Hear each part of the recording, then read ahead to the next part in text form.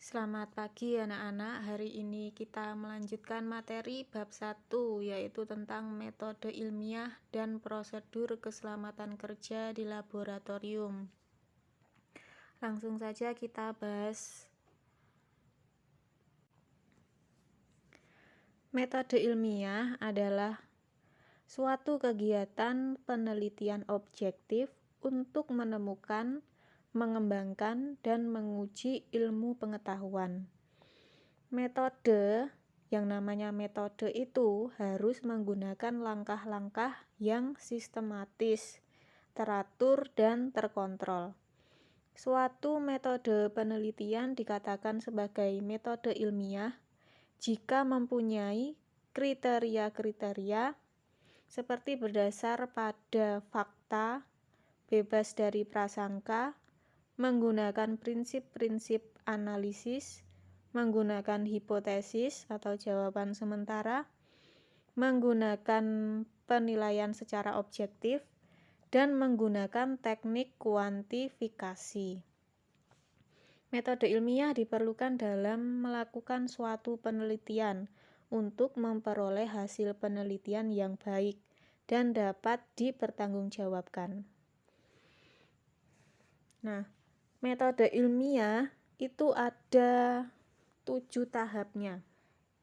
Kita bahas mulai tahap yang pertama, yaitu pemilihan masalah. Sebelum melakukan penelitian, seorang peneliti harus mengidentifikasi masalah dan melakukan studi pendahuluan. Masalah dapat muncul secara sengaja, seperti seorang dokter ingin menguji dosis obat yang tepat untuk mengobati suatu penyakit, itu yang muncul secara sengaja contohnya, dan yang muncul secara tidak sengaja, contohnya tanaman yang tumbuh dekat kandang sapi tampak lebih subur dibandingkan tanaman yang tumbuh di tempat lain. Untuk memudahkan menemukan permasalahan, kalian dapat melihat penelitian yang telah dilakukan oleh peneliti sebelumnya, serta menganalisis hasil penelitian tersebut untuk menemukan permasalahan baru. Nah, melihat penelitian yang telah dilakukan oleh peneliti sebelumnya itu dapat kita cari melalui jurnal ilmiah, skripsi, tugas akhir. Selain itu, permasalahan juga dapat kalian temukan melalui studi pustaka dari berbagai referensi. Dan yang pasti, sumber masalah juga dapat ditemukan melalui pengamatan langsung di lapangan. Dalam pencarian referensi diharapkan dan diwajibkan untuk mencari referensi atau sumber referensi yang sudah terpercaya, yang sudah valid, misalnya seperti skripsi dan jurnal ilmiah. Nah, kedua laporan ilmiah tersebut itu pasti sudah dipublikasikan ke umum. Jadi sudah teruji kebenarannya. Selanjutnya, perumusan masalah. Masalah adalah sesuatu yang harus diselesaikan. Tujuannya merumuskan masalah untuk memperjelas batasan masalah yang akan dipecahkan dalam penelitian nantinya. Perumusan masalah itu biasanya diawali dengan kata tanya, seperti apa, mengapa, dan bagaimana. Kemudian contohnya mengapa tanaman yang disiram secara teratur lebih subur daripada tanaman yang tidak pernah disiram. Kemudian diberikan tanda tanya. Nah, itu adalah syarat untuk menuliskan rumusan masalah, yaitu dalam bentuk kalimat tanya. Selanjutnya, pengumpulan keterangan. Setelah merumuskan masalah, Kemudian mengumpulkan keterangan. Pengumpulan keterangan dapat dilakukan dengan studi referensi berupa teori, konsep, dan hasil penelitian yang sesuai dengan masalah yang dirumuskan. Misalnya tadi pada contoh rumusan masalah, mengapa tanaman yang disiram secara teratur lebih subur daripada tanaman yang tidak pernah disiram? Nah, jadi pengumpulan keterangannya itu teori-teori atau konsep atau hasil penelitian yang berisi tentang tanaman dan pengaruh air terhadap tanaman. Jadi dari pertanyaan mengapa tanaman yang disiram secara teratur lebih subur daripada tanaman yang tidak pernah disiram, itu kaitannya dengan pengaruh air terhadap pertumbuhan tanaman. Kemudian segala informasi yang mengarah dan dekat dengan pemecahan masalah dapat digunakan untuk memperoleh jawaban sementara dari permasalahan yang diajukan. Jadi manfaatnya dari pengumpulan keterangan ini adalah untuk memperoleh jawaban sementara dari permasalahan yang diajukan. Misalnya saja setelah kita mencari referensi, membaca berupa teori, konsep, kemudian hasil penelitian yang sudah dilakukan peneliti sebelumnya, itu ternyata ada pengaruh air terhadap pertumbuhan tanaman. Nah, pengaruhnya itu apa? Dijelaskan. Nah, pengaruh-pengaruh itu biasanya adalah dijadikan sebagai jawaban sementara. Selanjutnya, penyusunan hipotesis. Hipotesis adalah jawaban sementara dari permasalahan yang diajukan yang diperoleh berdasarkan data atau keterangan selama observasi atau studi pustaka. Contohnya, air memengaruhi pertumbuhan tanaman, seperti yang sudah saya jelaskan tadi. Selanjutnya, pengujian hipotesis.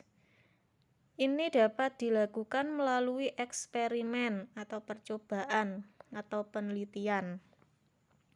Beberapa hal yang harus diperhatikan sebelum melakukan penelitian yaitu menyiapkan alat dan bahan yang diperlukan selama penelitian, serta menentukan kelompok-kelompok penelitian. Ada dua macam kelompok penelitian, yaitu kelompok kontrol dan kelompok perlakuan.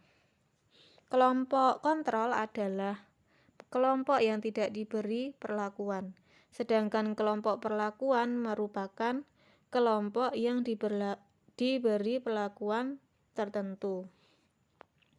Misalnya kita meneliti tadi tanaman, ada dua tanaman, yang satunya disiram dan yang satunya tidak disiram. Nah, kelompok kontrolnya adalah kelompok yang tidak diberi perlakuan, yaitu tanaman yang tidak disiram oleh air. Sedangkan kelompok perlakuannya adalah tanaman yang disiram dengan air. Kelompok perlakuan dapat diberi satu atau beberapa variabel. Variabel adalah faktor yang berpengaruh dalam suatu penelitian dan memiliki nilai yang dapat diubah. Variabel dalam penelitian terdiri atas 3. Variabel bebas, variabel kontrol, dan variabel terikat. Variabel bebas adalah variabel yang sengaja dibuat tidak sama dalam suatu penelitian. Variabel kontrol adalah variabel yang dibuat sama dalam suatu penelitian. Dan yang ketiga, variabel terikat adalah variabel yang muncul karena adanya variabel bebas. Langkah selanjutnya yaitu pengolahan data. Data Data diperoleh dari hasil eksperimen atau penelitian. Data hasilnya itu dapat dibedakan menjadi dua jenis, yaitu data kualitatif dan data kuantitatif. Data kualitatif adalah data yang tidak disajikan dalam bentuk angka, tetapi dalam bentuk deskripsi. Contohnya, data perbedaan kondisi dan warna batang kecambah kacang hijau di tempat terang dan tempat gelap. Sedangkan data kuantitatif adalah data yang disajikan dalam bentuk angka. Contohnya, data hasil pengukuran tinggi batang kecambah kacang hijau. Nah, tinggi kan dinyatakan dengan angka. Misalnya, tinggi atau panjangnya kecambah kacang hijau itu misalnya 1 cm, 2 cm. Kemudian data kuantitatif, data-data dalam bentuk angka itu tadi harus diolah dalam bentuk tabel, grafik, atau diagram, sehingga memudahkan pemahaman orang yang membacanya. Selanjutnya, hasil olahan data tersebut dibandingkan dengan teori, fakta, dan konsep yang ada dalam studi referensi.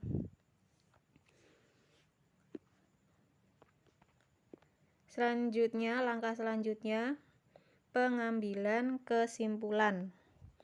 Kesimpulan mengacu pada hasil penelitian yang dilakukan. Kesimpulan dapat mendukung atau tidak mendukung hipotesis yang dibuat.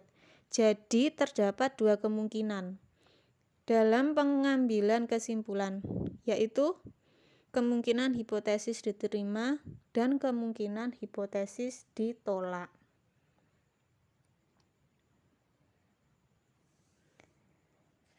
Poin yang kedua, sikap ilmiah. Dalam melakukan langkah-langkah metode ilmiah tadi, seorang peneliti harus menerapkan sikap ilmiah. Apa saja sikapnya? Ada A sampai J. Yang A, mampu membedakan opini dan fakta. Contohnya seperti ini. Ada dua kalimat. Yang pertama, kalimat pertama. Tinggi tanaman jagung pada hari kelima adalah 10 cm. Dan kalimat yang kedua, cahaya matahari diduga berpengaruh terhadap pertumbuhan jagung. Dari kalimat pertama dan kalimat kedua, manakah yang termasuk opini dan manakah yang termasuk fakta? Silahkan dijawab masing-masing. Yang mana yang opini, yang mana yang fakta. Jika kalian menjawab kalimat pertama adalah fakta, berarti jawaban kalian benar. Dan jika kalian menjawab kalimat kedua adalah opini, berarti jawaban kalian sudah benar. Jadi opini adalah keterangan yang belum dapat dipastikan kebenarannya. Sedangkan fakta biasanya berupa hasil penelitian yang sudah dapat dipertanggungjawabkan kebenarannya. Seorang peneliti hendaknya mampu membedakan antara fakta dan opini, agar hasil penelitiannya tepat dan akurat, serta dapat dipertanggungjawabkan kebenarannya. Untuk membuktikan sikap ilmiah ini, coba kalian nanti mencari di internet, searching skripsi dari manapun itu, dan cari di hasil penelitiannya, adakah kalimat opini yang dituliskan pada skripsi tersebut. Pasti tidak ada, karena sebuah skripsi itu sudah dipastikan bebas dari opini. Kan selalu ada dosen yang membimbingnya. Seperti itu.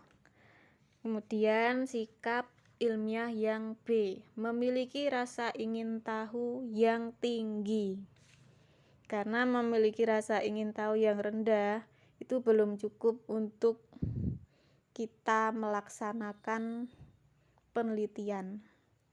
Peneliti yang baik harus selalu berusaha memperluas pengetahuan dan wawasannya.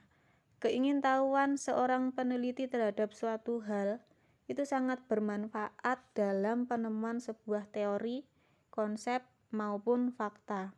Dengan demikian, penelitian tersebut berdampak positif bagi lingkungan sehingga bermanfaat bagi generasi selanjutnya.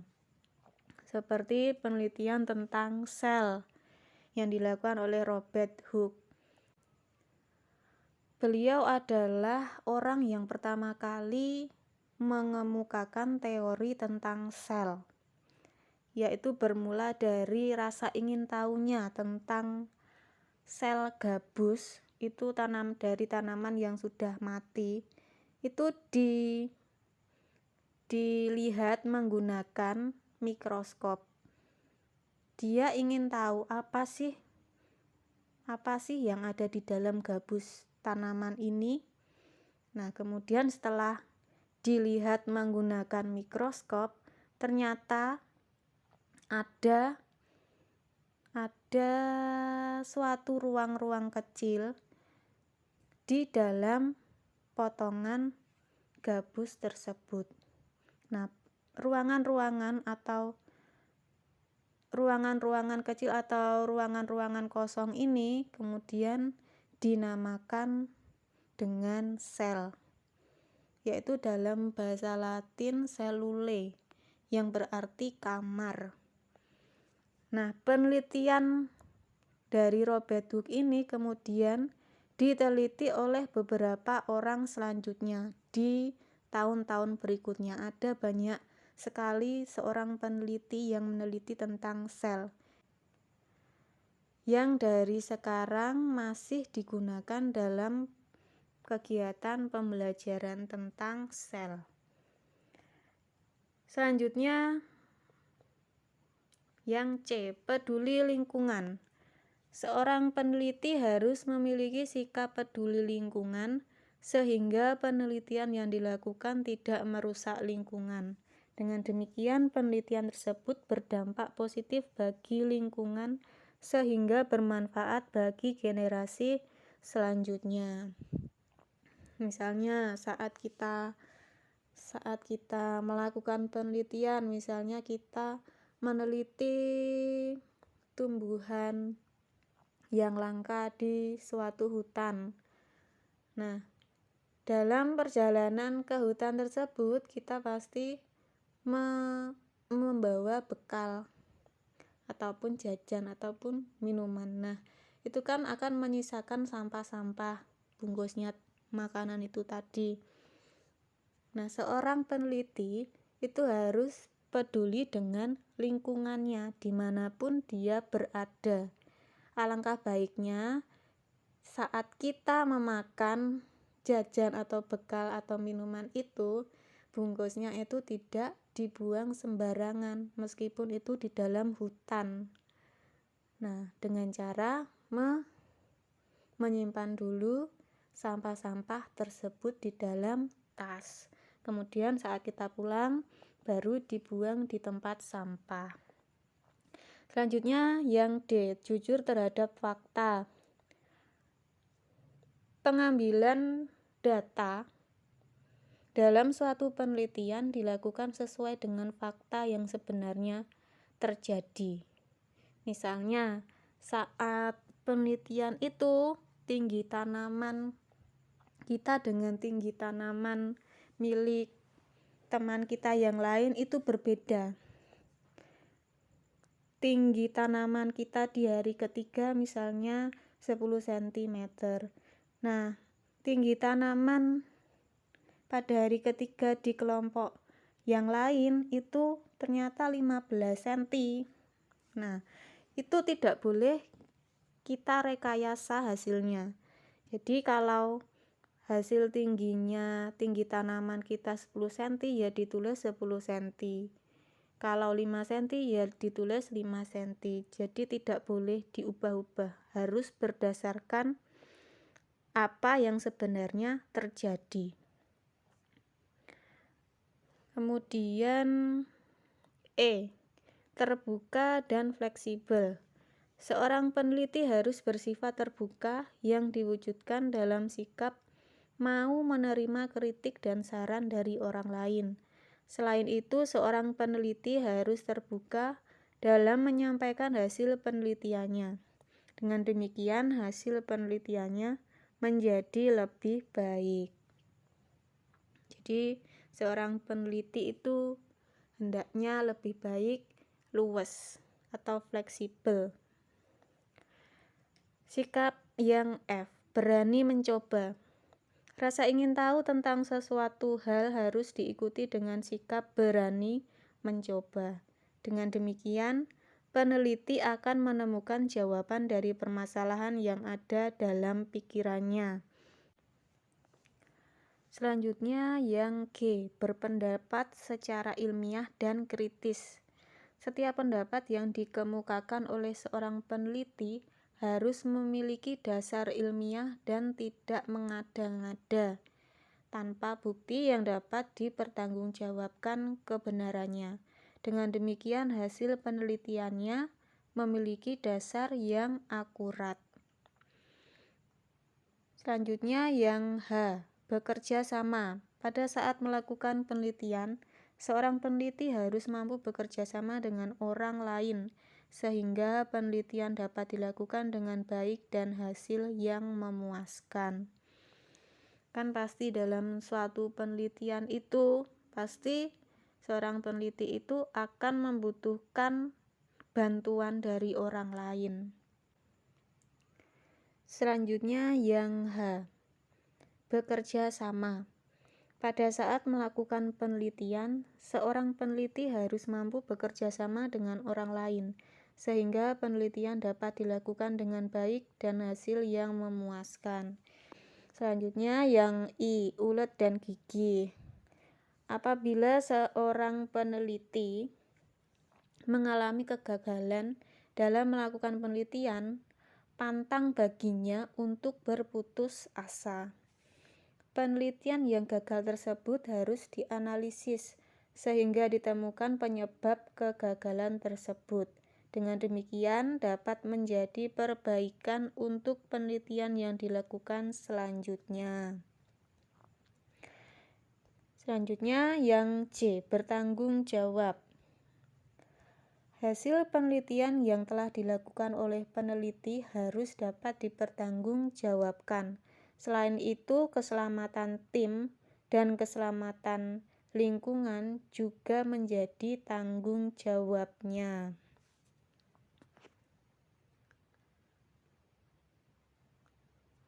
Poin yang ketiga, laporan ilmiah. Setelah kita melakukan sebuah penelitian dari awal hingga akhir, hasil penelitian yang kita peroleh itu harus atau perlu dikomunikasikan kepada publik sehingga mendatangkan manfaat dan mendapat masukan yang berguna untuk perbaikan hasil penelitian atau penelitian relevan di masa yang mendatang. Hasil penelitian dikomunikasikan dalam bentuk laporan, makalah ataupun jurnal. Penulisan hasil penelitian harus mempunyai beberapa komponen, yaitu komponen A hingga C. Yang pertama ada judul laporan. Misalnya judul laporannya itu pengaruh air terhadap pertumbuhan tanaman jagung. Nah, itu judulnya. Selanjutnya yang B, prakata, berisi ucapan rasa syukur karena penelitian sudah selesai dan ucapan terima kasih kepada pihak yang membantu menyelesaikan penelitian. Biasanya yang pertama diberikan yang pertama dituliskan di dalam prakata ini adalah ucapan rasa syukur kepada Tuhan, karena penelitiannya sudah dilaksanakan dari awal hingga akhir dengan baik. Dan ucapan terima kasih selanjutnya yaitu biasanya kepada teman-teman atau orang yang mendukung penelitian tersebut. Misalnya, kalau seorang mahasiswa itu penelitiannya didampingi oleh dosen pembimbing. Nah, itu perlu dimasukkan ke dalam prakata. Kemudian orang tua dan juga teman-teman yang membantu dalam proses pelaksanaan penelitian tersebut. Selanjutnya, komponen yang C, daftar isi. Daftar isi seperti buku-buku kalian yang sudah kalian miliki dari SD, SMP itu ya, daftar isi seperti biasanya. Kemudian yang D, pendahuluan. Pendahuluan berisi latar belakang penelitian, rumusan masalah, dan tujuan penelitian. Selanjutnya yang E, tinjauan pustaka. Berisi teori-teori yang berkaitan dengan topik penelitian dan hipotesis. Jadi misalnya judul laporannya tadi kan pengaruh air terhadap pertumbuhan tanaman jagung. Jadi isinya tinjauan pustaka yaitu berisi teori-teori tentang pengaruh air dan tentang pertumbuhan tanaman. Selanjutnya yang F, metode penelitian. Berisi cara kerja, alat dan bahan, waktu, tempat, serta cara pengambilan data yang digunakan dalam melaksanakan penelitian. Misalnya, kita melakukan penelitian pengaruh air itu tadi, alat dan bahannya apa saja. Misalnya alatnya penggaris untuk mengukur tingginya, kemudian alat tulis untuk mencatat perkembangannya, pertumbuhannya dari penelitian itu. Kemudian wadah untuk menanam. Terus selanjutnya bahan.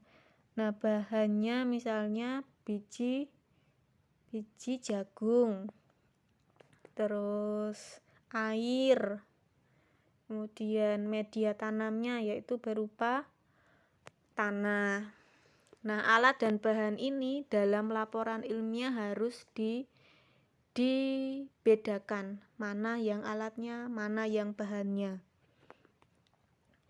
Alat itu semua benda yang digunakan untuk melakukan percobaan, sedangkan bahan adalah semua benda atau zat yang dibutuhkan dalam suatu percobaan. Selanjutnya yang G, hasil dan pembahasan. Berisi data dan fakta yang diperoleh selama penelitian, serta pengolahan data dan analisis terhadap hasil penelitian. Yang H, kesimpulan. Berisi simpulan dari keseluruhan hasil penelitian. Kemudian yang I, daftar pustaka. Berisi sumber-sumber yang digunakan sebagai acuan dalam menunjang penelitian. Misalnya, dalam mencari teori-teori tersebut, kalian mendapatkan teorinya itu dari jurnal atau makalah. Nah, itu harus dimasukkan ke dalam daftar pustaka supaya kalian tidak dianggap plagiat karya orang lain. Selanjutnya yang J, lampiran. Lampiran berisi tabel, grafik, dan gambar yang mendukung penelitian.